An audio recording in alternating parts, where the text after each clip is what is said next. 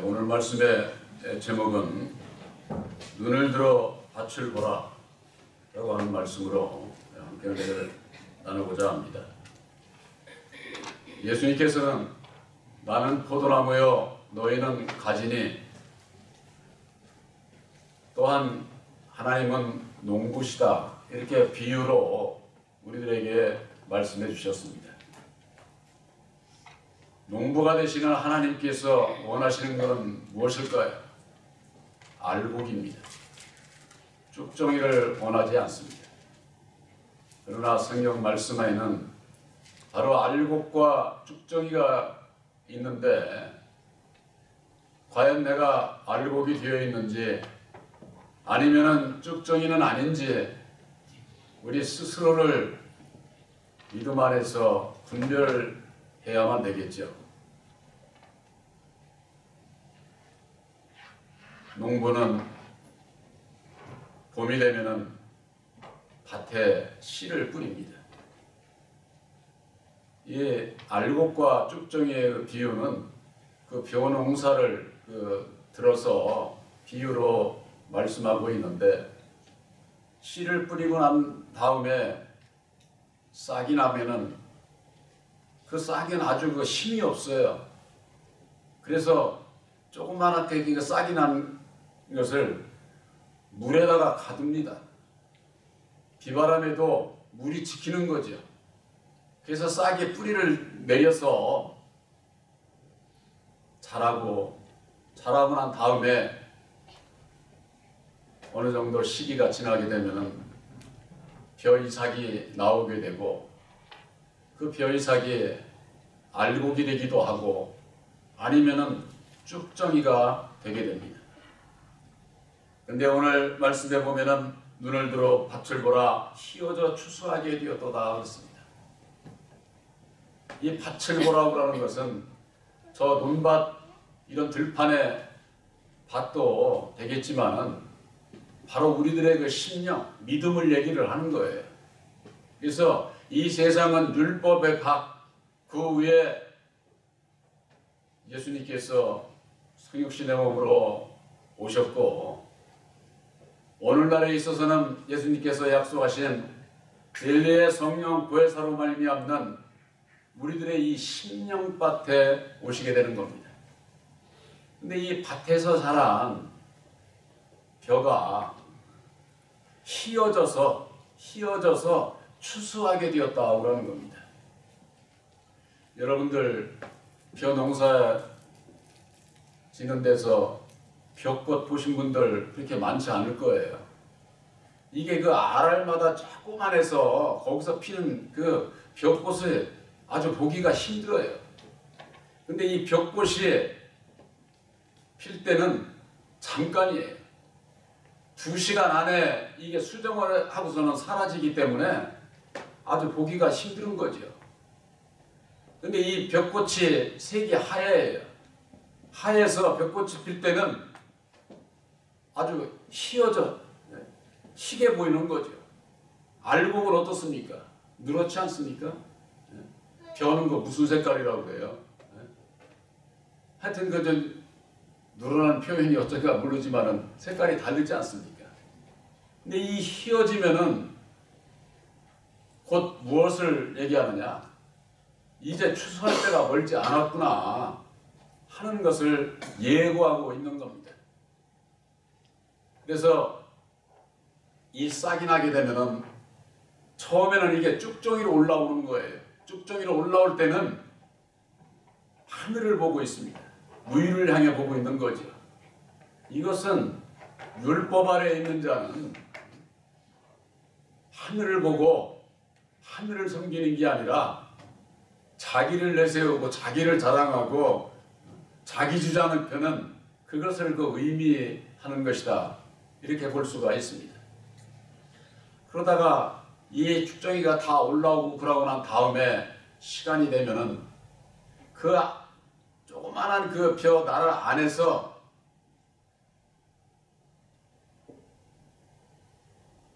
수술이 꽃이 그걸 나오게 되는데 위에는 이를테면은 수술 필요할 것 같으면은 그 속에는 아래에는 암수술이 있어요. 그래서 이 수술과 암수술이 만나서 이게 알곡이 되는데 그것이 1시간에서 2시간 안에 결정이 난답니다. 그러니까 그렇게 수정이 되고자 할 때에 비바람이 친다든가 풍우가 온다든가 또 저 태양빛이 너무 뜨거워가지고 우리가 금년에도 그렇습니다만 요즘에 여름 되면은 기온이 어느 정도 됩니까? 전부가 다 30도 이상 올라가지 않습니까? 29도 이상 올라가게 되면은 쭉정이가 많이 생긴답니다.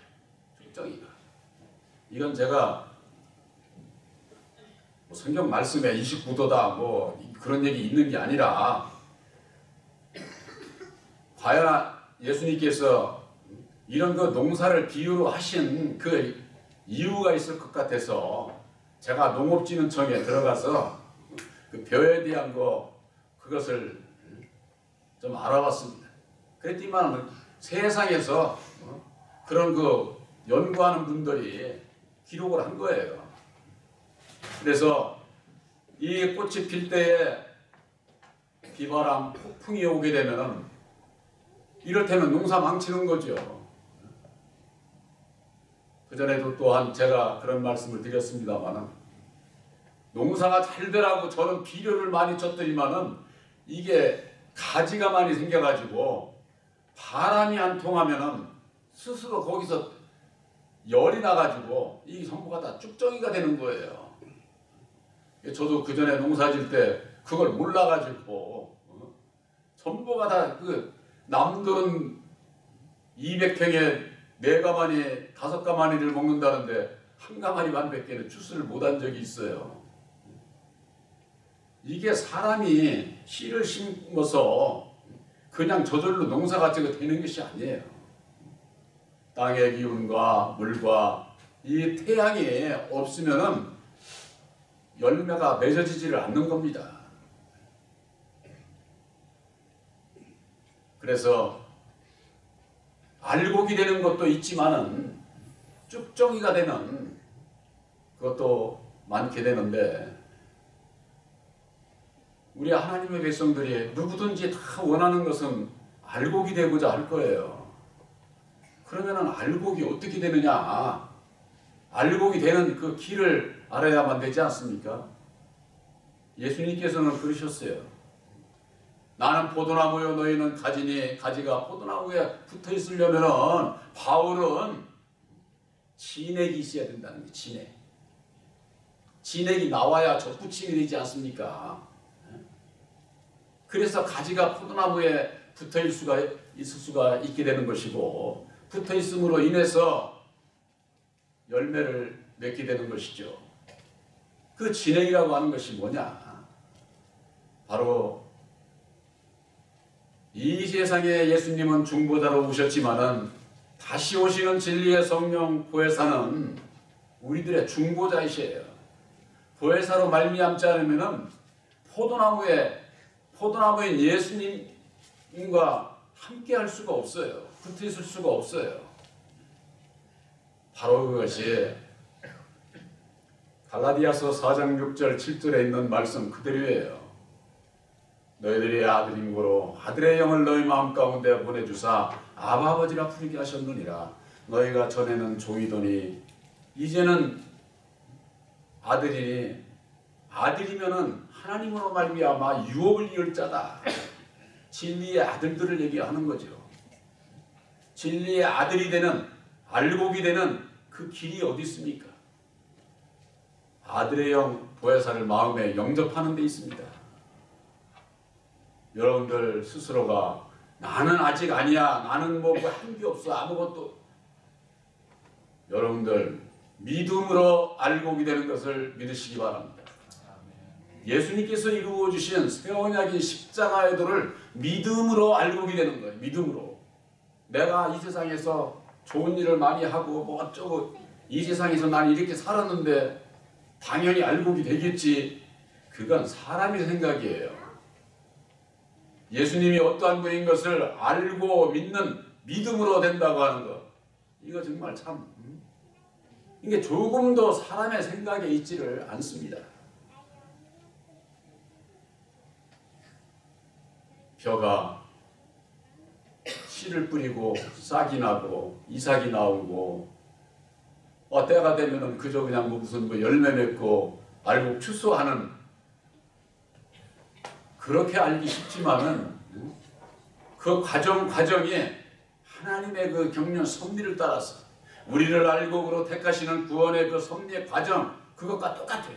제가 보니까. 물론 예수님께서 비유로 하신 게 우리 사람으로 그걸 어떻게 측량을 하겠습니까? 그렇게 알지 못하는 가운데에, 사람이 알 수 없는 가운데에 시간마다 하나님의 역사가 이루어지고,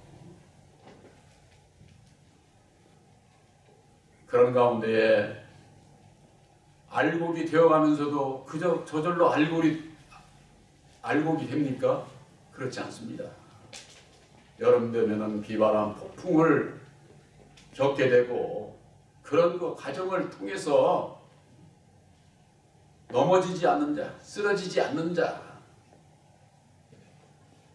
예수님께서는 끝까지 견디는 자가 구원을 받으리라, 이렇게 마태복음 24장에 말씀하고 있는데, 알곡이 됐어도 비바람 광풍에 견뎌야 돼.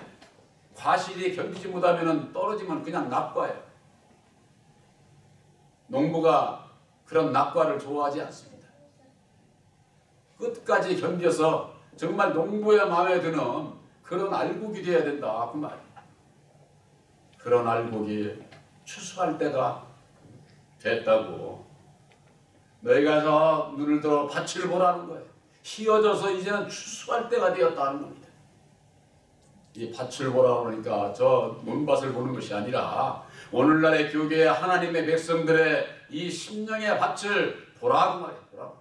먼저는 내 마음 밭을 봐야 될 테고, 내 마음을 보고 내가 쭉정이에서 보혜사로 말미암는 알곡이 되었다고 할 것 같으면, 사마리아 여인과 같이 자기가 이고 물길로 왔던 그 물동이를 내어버리고, 물동이를 내려놓고 내가 한 일을 말한 바로 예수를 와서 보라고, 만나 보라고 이 사마리아 여인이 외쳤어요. 그 물동이가 뭐예요? 물동이가 율법의 물동이에요. 율법의 그 믿음, 그거 버려야 돼. 내려놔야 돼. 율법 아래 있는 자들은 그 물동이 하나도 자기 스스로도 못 지켜. 그걸 온전히 지킬 수 있는, 율법을 온전히 지킬 수 있는 길도 오직 예수 안에 있어. 그렇기 때문에 그 예수를 와 보라고 사마리아 여인이 외쳤고, 예수님께서 하신 말씀은 나의 양식은 하나님의 뜻을 이루는 것이고 그것을 온전히 이루는 것이 나의 양식이다 그랬어요. 나의 양식이다.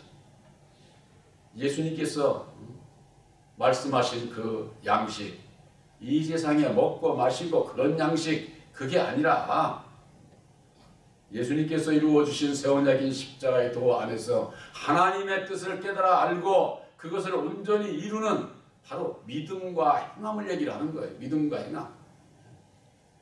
그 믿음과 행함이 하나가 된 자들을 예수님께서 받으시고 농부가 추수를 하신다고 말이에요. 그와 같은 일에 있어서 내가 지금 어떠한 믿음에 있는지 이걸 분별을 해야만 되는 것이죠.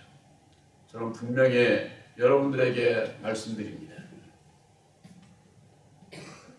세상에 보이는 것으로는 보면은 정말 아무것도 아니죠.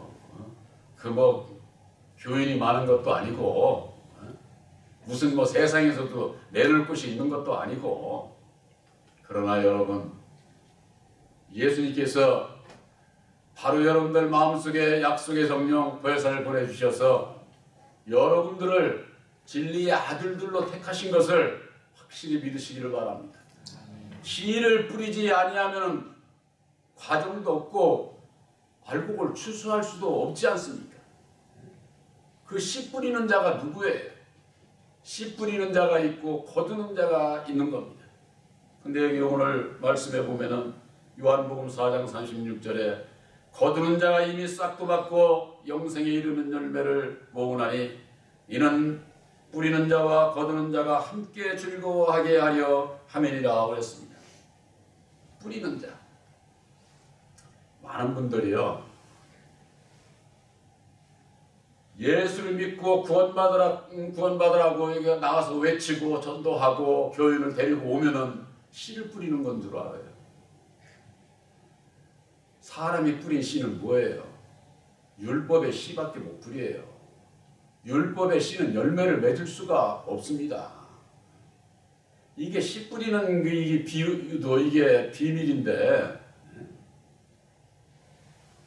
예수 안에, 교회 안에 전도하는 것은 사단의 그물로 모으는 거예요. 사단의 그물로. 사단의 역사, 율법 아래서의 역사다 그 말이에요. 그런 역사를 통해서 교회에 나오게 되면은 씨 뿌리는 이가 있어요. 씨 뿌리는 이가. 말씀해 볼 것 같으면은 마태복음 13장 37절에 좋은 씨를 뿌리는 이는 인자다 이렇게 돼 있어요. 사람이다 이렇게 안 돼 있어요. 인자 예수를 말씀하고 있는 겁니다. 교회까지 인도하는 데는 우리 육신을 가진 사람이 하지만은 그 심령에 씨를 뿌리는 것은 인자 예수께서 하신다 그 말이에요. 사람이 뿌리는 게 아니에요. 그러면은 내 마음속에 은혜를 입는 것이 사람의 교훈을 받고 있는지 아니면 예수님의 진리의 교훈을 받고 있는지 이걸 분별해야 될 것 아닙니까? 진리의 교훈은요, 진리의 성령이신 보혜사로 말미암지 않고는 받을 수가 없어요. 받을 수가 없어요. 그 이외에는 전부가 다 율법의 사람의 교훈이다. 사람의 교훈. 씨를 뿌리는 자. 이건 영적인 것을 얘기하는 거예요. 육신적인 거 보이는 것으로만 모든 것을 판단하고자 하면은 교인수 막 불러들여가지고 전도해서 오면은 자기가 이런 씨를 뿌렸다고 그렇게 얘기하는 분들이 있는데 그런 씨는 백날 저거 해야 결실하지를 못해요. 결실하지. 바로 예수님의 씨. 예수님께서 약속하신 진리의 성령 보혜사를 뿌리는 자가 있다면 뿌리는 자가. 바로 그분이 진리의 성령 보혜사이시고 보혜사께서 당신의 백성들을 통해서 그런 또 역사에 동참하게 하는 것이죠. 또한 거두는 자가 있습니다. 거두는 자는 추수하는 자죠. 이 거두는 자는 여기에 말씀해 보면은 이미 싹도 받았다는 겁니다. 싹. 여러분들 진리의 성령 보혜사를 영접한 자는 영원하신 보혜사와 함께 영생의 복을 받은 이미 싹을 받은 자들이에요. 싹을. 여러분들 싹 받은 겁니다. 이 세상에서 주님께서 주시는 그 싹, 복. 여러분들 세상에서 뭐라고 그래요? 회사고 어디서고 월급 받으면 어째요? 내가 노력한 만큼 그 싹 받는 거 아니에요? 싹 받는 거. 예수 믿는 사람들이 예수님으로부터 싹을 받아야 되는 게 그저 세상 거 좀 받으면은 복 받고 싹 받은 걸로 알아. 그건 영생의 복이 아니에요. 그게 필요 없다는 게 아닙니다. 여러분들 말을 이걸 잘 알아들어야 돼요. 우리들이 예수 믿고 예수님으로부터 받는 싹은 영생의 복이에요. 영원히 우리들과 함께할 진리의 성령 보혜사를 마음에 영접한 자는, 씨 뿌림을 받은 자는 바로 진리의 아들들로 이미 싹을 받은 거예요. 과싹을 받지 못한 자는 거두는 추수의 일을 할 수가 없어요. 알지를 못하는데 어떻게 해요? 씨도 없는데 무슨 싹이나 무슨 열매가 맺어질 수 있어요? 맺어질 수 없는 거죠. 그래서 거두는 자가 이미 싹도 받고 영생에 이르는 열매를 모으는 겁니다. 그 일에 우리들은 참여하는 거예요. 참여하는 거예요. 내가 무슨 한 생명을 거둘 수 있고 그런 게 아니에요. 바로 그런즉 37절에 한 사람이 심고 다른 사람이 거둔다 하는 말이 옳도다. 내가 너희로 노력지 아니한 것을 거두러 보내었노니 그랬습니다. 이 거두는 자 보고 노력지 아니한 것을 거두러 보낸다는 거예요. 이 진리의 아들들은요, 종이 하는 일은 종들이 하는 거지. 이렇게 말씀을 전하는 분별을 하기 위해서 우리가 율법 아래서 종들이 사람을 불러 모는 거예요. 그래서 예수 안에는 청함을 받은 자가 있고 택함을 받은 자가 그래서 있는 거예요. 그래서 노력지 아니한 것을 본다. 이 노력은 누가 하느냐? 율법의 종들이 노력을 하는 겁니다. 노력을. 그런데 이들이 진리 가운데까지 오지를 않으니까 예수님께서 하신 말씀이 수고하고 무거운 짐진 자들아 다 내게로 오라 내가 너희를 쉬게 하리라 이렇게 말씀하고 있는 겁니다. 우리 여기 3층에 올라오는데 여러분들 그거 또 성경에 있는 구절이네 이렇게만 생각하시지 말고 율법 안에서 해야 할 일과 진리 안에서 해야 할 사명이 달라요. 사명이. 그러나 우리들에게 있어서는 오늘날 율법 아래 종들이 수고하고 애쓴 노력한 그 일에 우리들은 참여하는 거예요. 참여. 무엇으로? 다른 사람들은 노력하였고 너희는 그들의 노력한 것에 참여하였느니라. 참여하였느니라.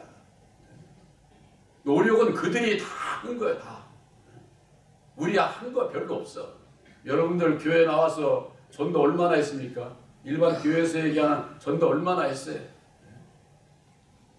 부끄러울 수 있습니다. 그러나 너는 전도 못했으니까 구원 못 받고 그런 거 아니에요. 1000명을 했던 100명을 했던 1명을 했던 우선 내 마음 주님 앞에 결심한 것도 이건 큰 전도예요. 그 하나의 그 열매 그건 중요한 거죠. 어쨌거나 씨 뿌리는 자가 있고 거두는 자가 있습니다. 이 거두는 자는 이미 영생의 싹을 받고 영생에 이르는 열매를 모으는 일에 주님께서 쓰시는데 여러분들은 어디에 속해야만 되겠습니까? 새 언약인 십자가의 도로 말미암는 영생의 싹을 여러분들은 받은 자들이요 내가 만난 예수 내가 만난 진리의 성령 보혜사가 어떠한 분인 것을 전해서 아들의 영 보혜사를 영접치 아니하면은 우리가 하나님의 진리의 아들들이 될 수 없다고 하는 거 이 사실을 알게 된 것 아닙니까? 내가 하나님의 친백성이 된 나를 구원하신 예수를 와 보라고 만나 보라고 외치게 될 때에 듣는 자는 구원함을 받을 수 있을 것이고 듣지 않는 자는 쭉정이가 될 수밖에 없는 것이죠. 저는 이 벼가 이렇게 생겼다면은 이게 꽃이 필 때는 이렇게 열려요. 그래가지고 요 숯숯을 이렇게 나와서 막 이렇게 돼 있어. 암수술은 요 속에 있는데. 그러니 이게 암수술에 이게 꽃이 떨어지겠어요. 그러니까는 이게 뭐냐 어느 정도의 바람도 필요한 거예요. 바람도. 그러면 이게 흔들려가지고 이게 암수술에 수정이 돼가지고 이 벼가 이게 알곡이 그때서부터 되더라고요. 우리들에게 있어서 이 숯수술과 암수술의 그것은 신랑 되신 예수와 신부된 우리들을 비유로 말씀하는 거예요. 그저 그냥 뭐 예수 만났다고 그냥 만나지는 게 아니야. 정말로 우리가 정말 사랑하는지 비바람을 쳐서 풍랑을 통해서 우리 그 흔들림 속에서 예수를 만나게 되고 만나게 되면은 이제 수정이 돼서 쌀알이 알곡으로 이루어져 가게 되는 것이죠. 농사 지신 분들은 다 알 거예요. 참새는요 귀신을 비유로 말씀하는 건데 새는 알곡은 안 먹어요. 알곡 되기 전에 물이 차면은 그걸 쪄먹는 거야. 그래가지고 쭉정이를 만들어. 오늘날 진리의 성령 보혜사로 말미암는 아들들 귀신들이 아주 노시고 있습니다. 짜먹으려고. 그러면 쭉정이가 되는 거예요. 우리들이 깨어 근신하는 자가 되어야 되는 거예요. 온전히 주님께 붙잡힌 바 되어서 주님과 함께 하는 자라야 모든 풍랑을 어려움을 이기고 결국 귀신이 와서 짜먹고 싶어도 짜먹지 못할 수 있는 그 알곡이 이루어졌을 때에 하늘만 쳐다보고 그저 그냥 뭐 주야 주야 하는 그런 게 아니라 내 머리가 숙여지고 겸손한 자로 알곡이 되어서 농부가 그 알곡을 추수한다고만 추수한다.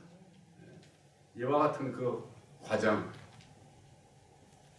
머리를 숙이는 알곡이 되기 위해서는 율법으로 말미암는 나를 부인하지 아니하고서는 날마다 내 십자가를 지지 아니하고서는 결코 주님의 그 겸손, 율법으로 말미암는 사람의 겸손이 아니라 주님의 겸손은 내가 없는 거예요. 내가 없어요. 요즘 그런 얘기들을 많이 합니다. 죽고자 하면 산다. 그렇습니다. 예수 안에 이거 진리예요. 내가 죽지 아니하면 사는 길은 없어. 사는 길은 없어. 바로 여러분들은 새 언약인 십자가의 도 안에서 나를 알고 나를 부인하고 날마다 십자가를 지고 주님의 길을 따라가는 여러분들은 바로 진리의 성령 보혜사로 말미암는 진리의 알곡들인 것을 확실히 믿으시기를 주님의 이름으로 축원합니다.